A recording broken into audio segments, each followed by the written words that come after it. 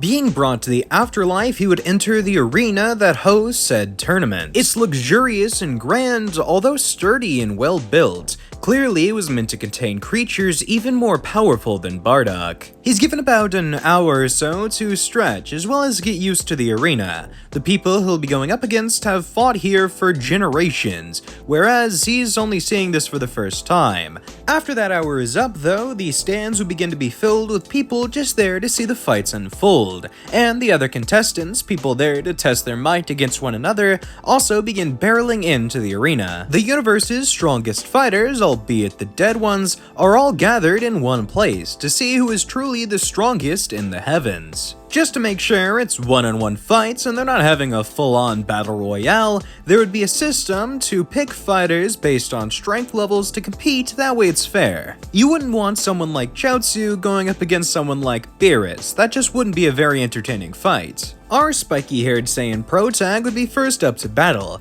as everybody is excited to see what a living warrior can do against the dead. When Bardock and his opponent Chapchai get into the ring, the tournament announcer would state the rules. If you fall from the ring, start to cry, or give up, you lose the match. There will be no poking in the eyes or hitting below the belt because that's just plain mean, and needless to say there is no killing, because almost everybody is already dead. With that said, the contestants would bow before each other, and Bardock and his opponent Chapchai would begin fighting. The latter of those two are from the East Quadrant, and although not too strong physically, is able to make copies of himself, which hold up compared to the original, meaning he can duplicate his power basically whenever. There is one downside to this technique though, because even though he's not losing power from creating these clones, he is losing stamina. Each one he creates takes a decent chunk out of his energy, and the lower his stamina reserves go, the more he has to take back in these clones. And since his overall power isn't that great, once Bardock realizes this flaw, he's able to take advantage of it. Midway through the fight, he only begins targeting the host body. It is a little hard to find out which is the host, as he would try and conceal this, although Bardock is able to see through that.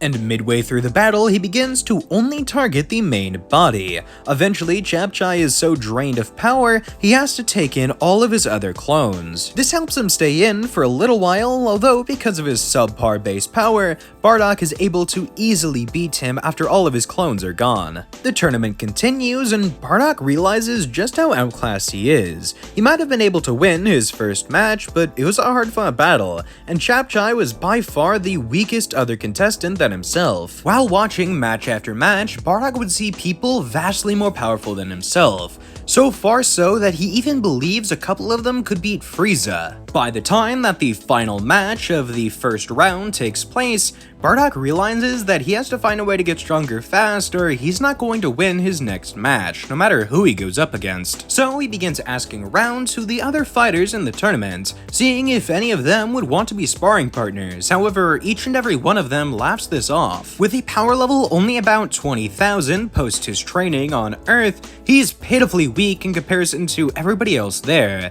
His match in the tournament was basically just a warm-up, getting everybody ready for the actual event. There is one person who takes pity on Bardock though, this being Pikkon, because even though right now the Saiyan is terribly weak in comparison to everybody else, he's at least comparable and he's still alive. He's only had the last 20-25 years to further his strength, so given enough time and resources, Bardock could surpass all of them, and thus by the time he dies, be the perfect training partner for Pikkon. This leads to the tall green man bringing Bardock to the Kai of West Galaxy, who would explain how each of the cardinal directioned Kais work. East Kai believes in pure technique, West Kai believes in pure power, North and South are a mix of the two. North Kai will teach you techniques such as the Kaioken to enhance your strength, whereas South Kai will teach you how to use your strength to amplify your techniques, such as shooting a more powerful Kamehameha. After doing some basic strength training, he allows all of his students to go train with whatever Kais they like, although he does encourage to go to North Kai because the techniques that he teaches are more in line with West Kai's training. The way the tournament works, there's a month between each round, giving the fighters time to train and prepare for their next match. Seeing as Bardock only has a month and hasn't trained under any other Kais, it'd probably be best for Bardock to stick with West Kai's training for now. Then, after the next round alternate between the other Kais, assuming that he makes it through his next match. Pikkon has confidence in his new friend though. The way the tournament works, you're supposed to be pitted up against somebody in your own weight class. Metaphorically speaking, of course. You're pitted up against whoever is most comparable to you in terms of strength. That way it's the most fair as well as entertaining for the audience. Starting off, the West Kai would create a set of weighted armor for Bardock, that way he's not as easily able to move around. Then he would summon training dummies, people who are equal to Bardock in strength, giving him the opportunity to fight against somebody his own size. For the next month, he would be sparring with somebody who has the exact same power level and battle IQ as him,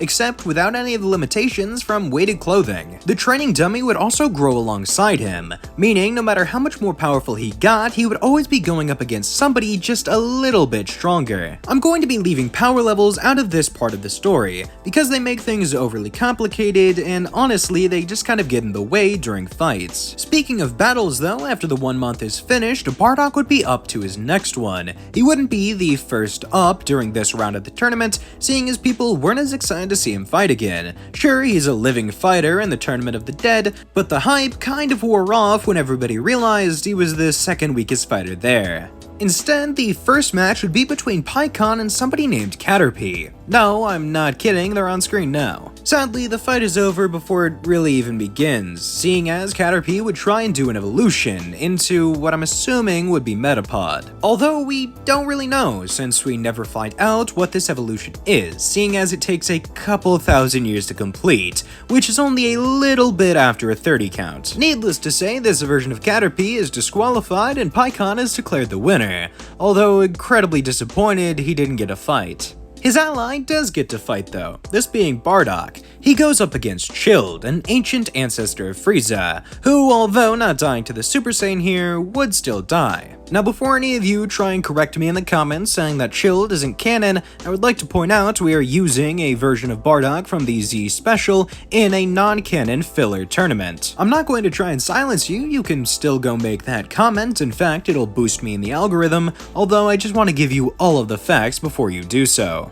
With that out of the way, Bardock would be absolutely psyched up to fight against somebody that at least resembles Frieza. He's not sure if they're even from the same species, but the fact they look the same means making this guy eat dirt will bring him a lot of joy. Only problem is, this guy is much stronger than he looks, just like Frieza, so Bardock has to go all out just from the start to stand a chance. He's definitely facing a stronger opponent, although now he's in the top 10 of fighters in the tournament, and has outclassed a majority of the people mocking him only 1 month ago. This doesn't change the fact that Chilled is still stronger than Bardock though, and by a considerable amount, although definitely not insurpassably. So Bardock just tries his best, and even though he's on the back foot for the majority of the fight, Saiyans are notorious for breaking their limits. After about half an hour of just straight hand-to-hand combat, Chilled would decide to end the foreplay, flying up into the air and preparing a giant beam attack. Energy begins spiraling around him, his aura flaring, as he then launches his Frostbite Blast. Although Bardock counters with a final Spirit Cannon,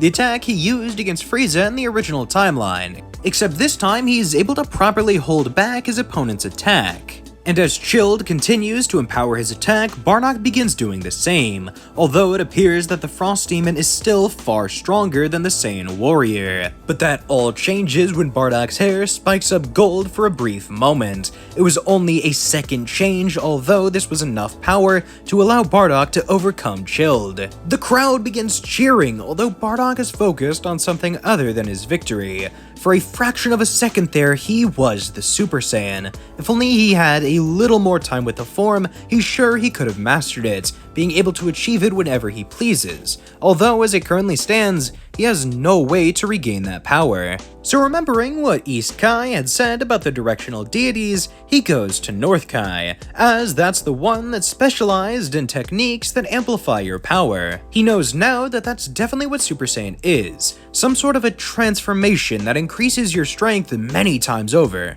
And when he arrives to the planet of the North Kai, his training would begin. King Kai would teach him how to use techniques like the Genki Dama and Kaioken, the latter of those two acting as a bridge to unlocking Super Saiyan, because they work fundamentally similar.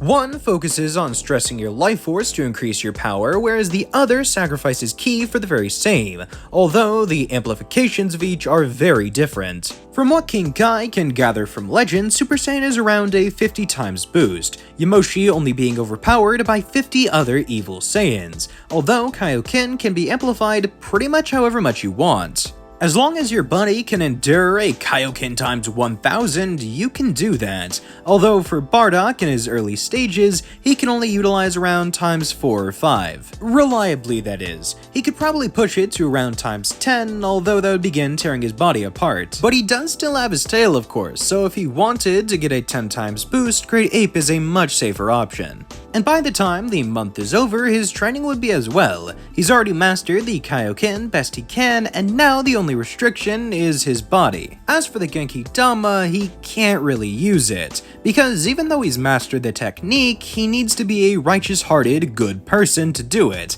and he's still kind of lost on that part. Plus, he can't really use other people's power in a tournament, so it doesn't really matter all that much. His next fight, as well as the final one for the tournament, is against Pikkon. Somehow, he's managed to make it to the finals, although he's probably not going to make it much farther. Both warriors are incredibly powerful in their own right, but the difference between the two is astronomical. This doesn't stop them from fighting though, it just means the winner is obvious. Bardock would enter the fight utilizing his Kaioken technique, something that Pikkon never got around to learning, mostly because he thought the drawbacks outweighed the benefits. And for his fighting style, that very well might be so, but for Bardock, a brute force brawler, it's quite the opposite. But even while using Kaioken times 5 against a suppressed Pikkon, Bardock is nothing in comparison. So the Saiyan fighter asks that the otherworld warrior uses his full power, even if only for a moment. He wants to see what Pikkon's true strength is. And of course he obliges, powering up to 100% before then sucker punching Bardock in the gut.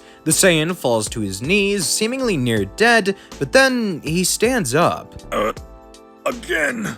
Bardock, you're not like us. If I hit you again, you'll die. If I can't even take one hit from you, I'll never be able to beat Frieza. So just shut your damn mouth and attack. Pikkon then grants Bardock's wish, going in and trying to land a right hook on Bardock's cheek, although the Saiyan is somehow able to counter. He puts up his arm, blocking Pikkon's fist, before then launching his own into Pikkon's stomach. That's payback. The otherworld warrior launches back, trying to see what's changed, but then he notices Bardock's hair is spiked up. It's flashing between black and gold before eventually landing on the latter. His power has raised many times over, and somehow he's managing to match Pikkon's own strength.